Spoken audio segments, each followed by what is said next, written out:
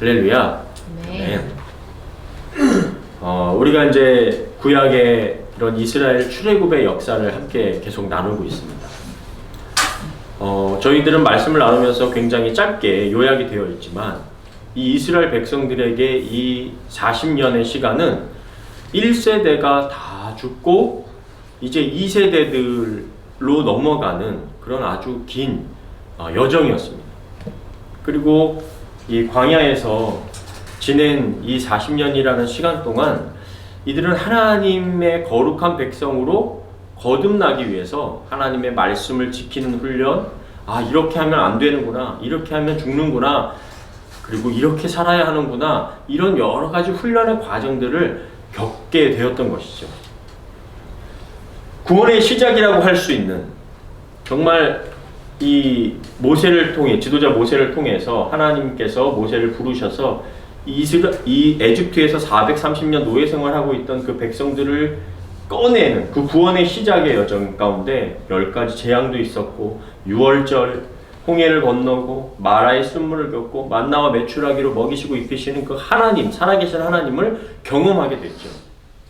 그리고 나서 완전히 믿음이 생겨나고 하나님 앞에 순종하는 백성들이 되면 좋겠지만, 우리도 그렇지만 이 우리들의 마음 가운데 있는 이 나라고 하는 이것이 하나님보다 더 크게 역사하기 때문에 그렇게 쉽게 믿음이 생겨나지 않았던 거예요. 그래서 자꾸 모세에게 이야기하죠. 우리를 왜 데리고 나왔냐? 그냥 이집트에서 살다가 죽게 하지. 왜 우리를 끌어내가지고 지금 이 고생을 시키냐? 배고프다. 먹을 걸 달라. 먹을 걸 줬더니 고기를 달라. 목마르다. 하면서 계속 원망과 불평이 끊임없이 나왔던 거예요. 너만 지도자냐? 너만 모세 너만 그러냐? 아론 쟨 또 뭐야?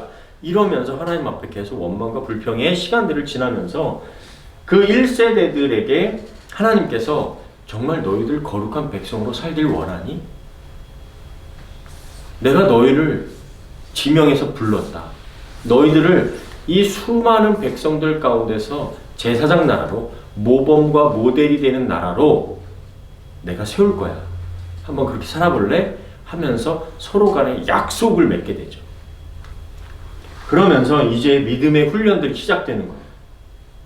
시내산에 도착도 하고 10계명을 받고, 그 가운데 10계명을 받고 있는 40일 동안 시내산이라는 곳에서 모세가 40일 동안 올라가서 하나님의 10계명을 받고 있는데, 백성들은 밑에서 금송아지 우상을 만들어 놓고, 모세가 안 내려온다, 모세 죽었나 보다, 우리를 인도해낸 여호와다 이것이 하면서 금송아지 우상을 만들어 놓고, 이게 여호와야 하면서 자기들의 방식대로 여호와 하나님을 섬기기 시작하는 모습도 있었습니다.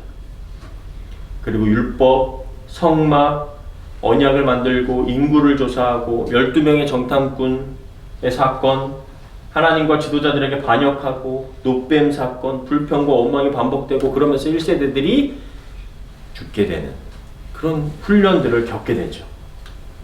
그리고 이제 모세가 죽고 새로운 리더 여호수아와 2명의 정탐꾼 라합 사건, 요단강을 건너는, 그리고 가나안으로, 하나님께서 약속했던 그 가나안 땅으로 이제 들어가려고 하는 그러한 이 시간의 여정이 출애굽의 여정이었던 것이죠. 오늘 읽었던 이 본문 말씀이 무엇이냐? 바로 이 요단, 가나안 땅을 들어가기에 앞서서 가로막고 있던 한 강이 있었는데, 그 강이 바로 요단강입니다.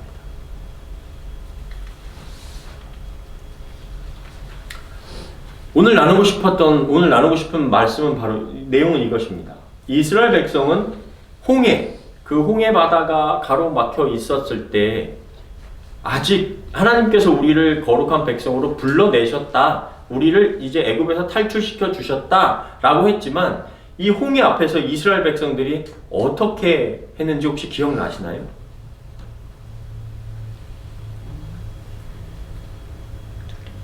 네, 두려워하기도 하고 원망하기도 했었고, 또 기억나는 것들이 있으신가요? 홍해 앞에 섰던, 뒤에는 이제 애굽의 군사들이 막 말을 타고 전차가 막 따닥따닥 하면서 막 쫓아오고 있고, 앞에는 홍해가 가로막혀 있고, 무서워서 이스라엘 백성들이 벌벌벌 떨고 있었어요. 그때 어떻게 했어요? 모세한테, 이스라엘 백성들이 모세한테 어떻게 했는지 기억나세요? 여기서 죽게 할 거야. 여기서 죽게 할 거냐 우리를. 기억나는 거 있니 혹시 리안이? 네, 많이 나왔죠 지금. 네, 원망하고 손가락질하고, 야 우리를 애굽에서 죽게 하지 매장지가 없었고 여기에서 죽게 하려고 하느냐 하면서 두려워했었죠. 제가 속담을 몇 개 찾아봤습니다. 우리나라에서 가장 유명한 속담은 3살 버릇 여든 간다. 이걸 보통 어떨 때 쓰죠? 어릴 때 습관이나 성격이 잘 안 바뀐다. 아유, 그 3살 버릇이 여든까지 가더라. 이런 표현을 많이 쓰죠. 외국에는 미국에는 이런 속담이 있답니다. You can't teach an old dog new tricks. 늙은 개에게 새로운 재주를 가르칠 수 없다. 사람이 잘 안 바뀐다는 거예요. 개도 나이가 들면 새로운 걸 훈련시키려고 해도 앉아, 일어서, 이거가 안 된다는 거예요. 그리고 중국 속담은 저런 게 있습니다. 강산이계 본성난이. 강산은 쉽게 바뀌어도 본성은 바뀌기가 어렵더라. 이게 뭐죠? 결국엔 사람이 그렇게 쉽게 바뀌지 않더라 라는 거예요. 이런 걸 봐도 홍해 앞에 선 이스라엘 백성들이 정말 하나님께 그렇게 이 제사장 나라로 하나님께 부르심을 받았던 백성이라 할지라도 과연 쉽게 바뀔까? 라는 거죠. 홍해 앞에 선 이스라엘 백성들, 40년 전 홍해 앞에 선 이스라엘 백성들이 어떻게 모세에게 얘기했는가? 출애굽기 14장 11절부터 12절입니다. 모세에게 이렇게 말하였다. 이집트에 매장지가 없어서, 죽을 곳이 없어서, 무덤이 없어서 당신이 우리를 이 광야로 이끌어내어 죽이려고 합니까? 무엇 때문에 당신이 우리를 이집트에서 이끌어내어서 이 꼴을 당하게 합니까? 우리가 이집트에서 당신에게 이집트 사람을 섬길 수 있도록 내버려 달라고, 내버려 두라고 얘기하지 않았습니까? 이집트 사람을 섬기는 것이 광야에서 죽는 것보다 낫겠습니다. 이렇게 모세에게 항의를 했었습니다. 여기는 이런 내용을 보면 지금 이스라엘 백성들 마음속에 어떤 것들이 있습니까? 첫 번째는 불신이죠. 하나님 못 믿는 거예요. 아직 믿을 수가 없는 거예요. 도대체 하나님이 뭔데? 도대체 뭔데 우리를 이끌어내서 이 광야에서 죽게 하는 거야? 이 사막에서 죽게 하는 거야? 믿음이 없어요, 아직. 두 번째는요, 두려움이죠. 집단적으로 지금 패닉 상태예요. 지금 왜요? 뒤에 지금 말과 전차로 중무장을 한 이스라엘의 군대가 쫓아오고 있는 거예요. 앞에는 홍해가 가로막혀 있습니다. 그냥 단순히 개울가가 아니죠. 바다예요. 거기를 어떻게 뛰어들어갑니까? 그냥 이집트 군사들 앞에 창과 칼에 다 찔려 죽겠구나 라는 그 죽음의 공포와 두려움이 엄습하고 뒤엎은 겁니다. 그러니까 집단적으로 야 이게 뭔 일이냐 하면서 공포에 쌓여져 있는 거죠. 마지막은 노예의 의식이 여전히 그들 안에 있었습니다. 하나님께서 10가지 재앙과 유월절을 겪게 하셔서 다 끌고 나오셨는데도 그거를 믿을 수가 없었고, 그냥 우린 노예로 살게 두지 왜 우리를 여기 이끌어내가지고, 우린 그냥 노예가 좋다니까 라는 거예요. 이스라엘 백성들은 그래, 자유? 좋아. 자유는 원했지만 자유가 주고 있는 책임과 두려움은 감당하지 못했던 거예요. 이런 이스라엘 백성들 정말 바뀔 수 있을까요?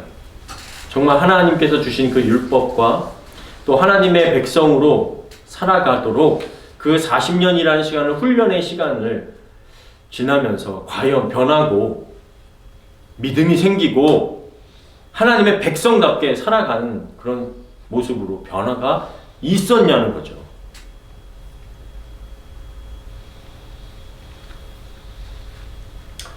이 말씀은 이제 모세가 홍해 앞에 섰을 때 이스라엘 백성들한테 얘기했던 겁니다. 한번 같이 읽어볼까요? 시작. 그래서 모세가 백성들에게 대답하였다. 여러분은 두려워하지 말고 가만히 서서 오늘 여호와께서 여러분을 구하기 위해 행하시는 일을 보십시오. 여러분이 오늘 보는 이 이집트 사람들을 다시는 보지 못할 것입니다. 여호와께서 여러분을 위해 싸우실 것입니다. 그러니 여러분은 가만히 계십시오. 가만히 계십시오. 누가 다 한다고요? 여호와 하나님이 다 하실 거라는 거예요. 이게 홍해 앞에 선 때입니다. 이스라엘 백성들이 홍해 앞에 있을 때였어요. 자, 이게 무슨 말일까요? 홍해의 사건은 전적인 하나님의 은혜죠. 출애굽, 즉 이 애굽이라는 땅을 죄에 우리가 하나님을 알지 못하던 때에 우리라고 생각해 보세요. 하나님이 없던 사람들이었어요.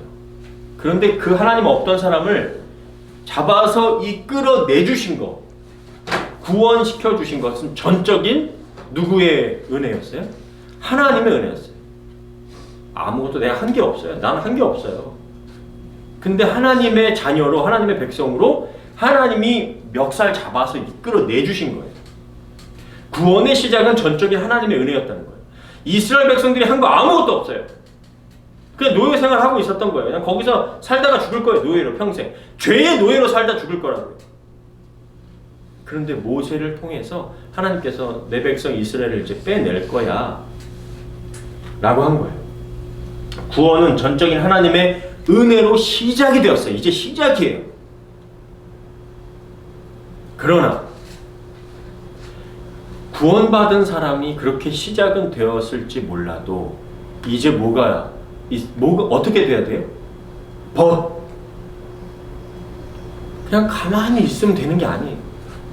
구원은 이제 하나님의 백성으로 훈련되어져요. 40년간의 광야 생활을 통해서 하나님께서 주신 그 말씀과 율법과 하나님의 백성은 이렇게 살아야 되는구나 라고 내가 훈련해야 돼요. 그 시간이 필요한 거예요. 가만히 있는다고 이제 가나안 땅에 뿅 하고 들어가는 게 아니라는 거죠.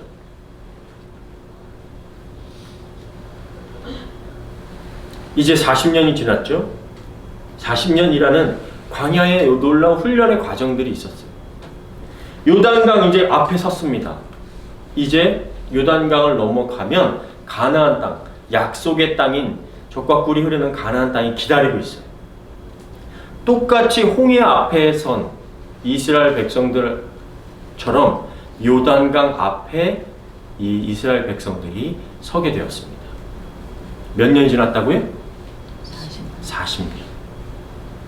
그냥 40년이 아니라 믿음의 훈련과 연단이 있었던 40년이었어요.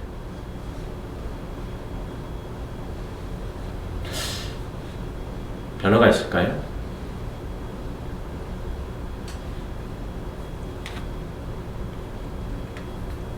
여호수아가 얘기합니다.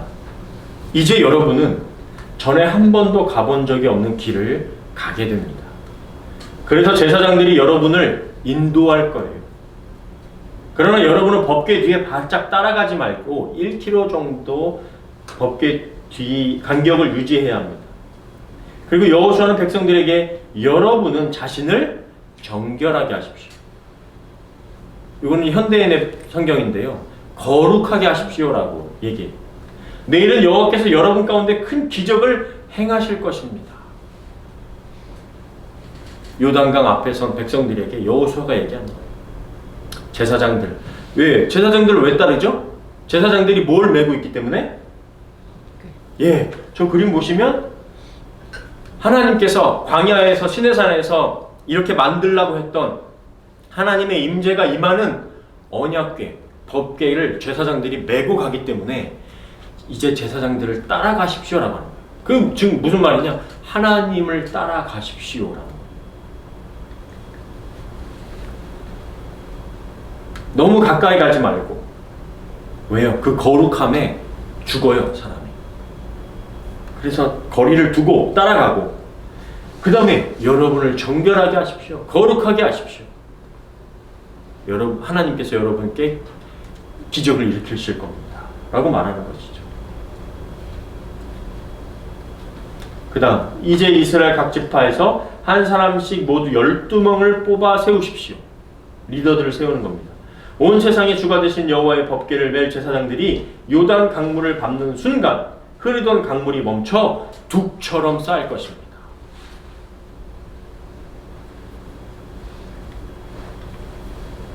(40년이) 지난 뒤 하나님께서 전적으로 다 하시진 않으세요.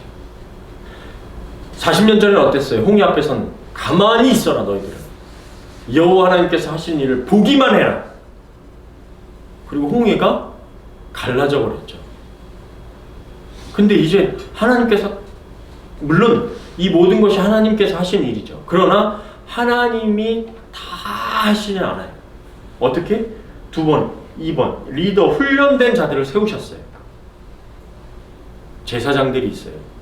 또 각 지파의 12명의 리더들을 뽑으래요. 여기 오늘 나누지는 않을 거지만 그 12명들이 큰 돌들을 가지고 가서 그 요단 강가에다 세웁니다. 그 돌을 왜 세우느냐?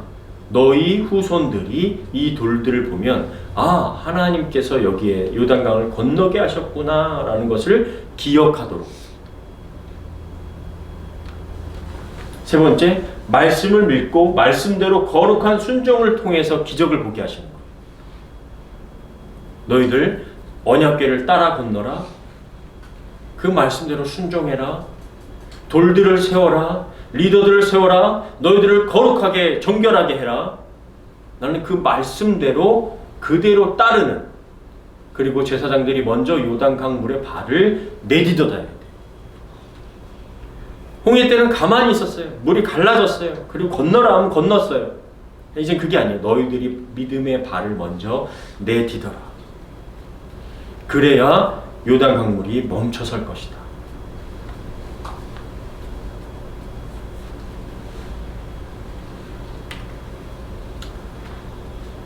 이 백성들이 요단강을 건너려고 진영을 떠날 때 제사장들은 법궤를 메고 백성들의 선두에 섰다.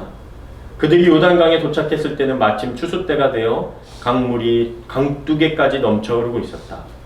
그러나 궤를 맨 제사장들이 강물에 발을 들여놓는 순간 갑자기 위에서 흐르던 물이 멈춰 멀리 사르단 근처에 있는 아담성에까지 둑을 이루었고 사해로 흘러가던 물은 완전히 끊어져 강바닥이 말라버렸다. 그래서 백성들은 바로 여리고 쪽으로 건너갈 수 있었다. 그들이 마른 땅을 밟고 건너가는 동안 여호와의 법궤를 맨 제사장들은 모든 백성이 완전히 건널 때까지 요단강 한복판에 서 있었다.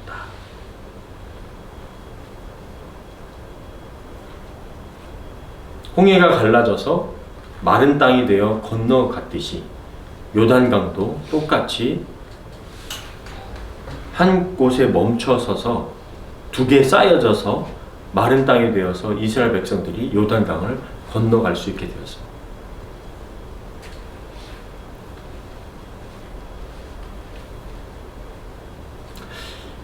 홍해를 건너게 하신 구원의 하나님은 여전히 요단강을 건너게 하시는 하나님이시죠. 이 모든 것이 다 하나님의 능력, 하나님의 계획 안에 있었습니다. 한번 생각해 보세요. 그 40년 전에 홍해를 건너게 하셨던 하나님이 굳이 왜 또 이 요단강의 사건을 이렇게 하셨을까?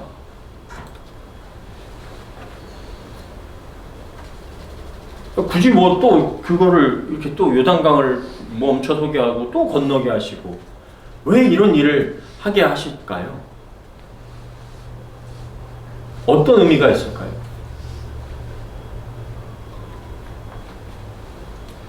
구원의 시작과 끝은 다 하나님의 손에 있다. 그런데 하나님께서 기억하게 하시는 겁니다. 기억하게 하시는데 의미가 있습니다. 홍해는요, 광야의 1세대들이, 물론 2세대들이 어렸을 적일 수도 있고 아직 태어나지 않은 아이일 수도 있어요. 그런데 이야기로만 들었어요. 아, 홍해를 건너게 하신 하나님이 있더라. 그 하나님이 우리를 여기까지 인도하시더라. 그래서 우리 다음 세대들이 하나님을 모를 수 있습니다. 제대로 경험하지 않을 수 있어요. 말로만 들을 수 있어요. 그 믿음이 안 생길 수 있습니다. 그런데 그 하나님이 요단을 건너게 하시면서 홍해를 건너게 하신 하나님이 진짜 살아계시는구나. 그 다음 세대가 겪게 하시고 전승하게 하시는 것입니다. 두 번째, 홍해는 은혜의 자리였어요. 그냥 가만히 있었는데 은혜가 그냥 온 거예요. 하나님이 나를 구원하셨어요. 요단강은요, 믿음과 순종의 자리예요. 이제 그 우리를 구원하신 하나님을 믿음으로 말미암아 우리가 한 걸음 내디뎌야 돼. 이제는 가나안 땅을 취해야 돼. 가만히 있는 게 아니야. 가만히 있는다고 주어지는 게 아니에요. 믿음으로 한 걸음씩 내디뎌야 되는 거예요. 마지막 세 번째, 신앙은 홍해를 건넌 자리에 머무르지 않고 요단을 건너는 자리로 나아가야 돼요. 그냥 과거에 은혜 받았던 거, 나 옛날에 하나님 나 잘 믿었었지. 나 옛날에 하나님께 은혜가 있었지. 뜨거웠었지. 그게 아니라 이제 40년 시간 동안 나의 믿음과 연단을 통해서 이제는 내가 믿음으로 살아내는 자리로 나아가야 되는 거예요.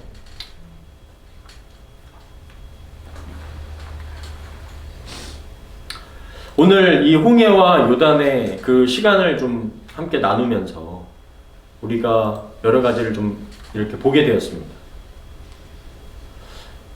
혹시 우리가 신앙생활을 하시면서 난 아직도 그냥 홍해를 건넌 자리, 그냥 은혜 받고 그것이 좋아서 그 자리에서 머물러 있고 이렇게 신앙생활이 믿음의 연단과 훈련, 또 내가 믿음의 발을 내딛는 것 없이 그냥 그렇게 과거에 머물러 있는 신앙은 아닌지 되돌아보고 생각해 보시기를 바라고, 우리가 이제 요단의 자리, 좀 믿음으로 한 걸음씩 내디딜 수 있는 그런 성숙한 신앙인이 될 수 있는 저와 여러분들이 다 되시기를 주님의 이름으로 간절히 축원합니다. 아멘.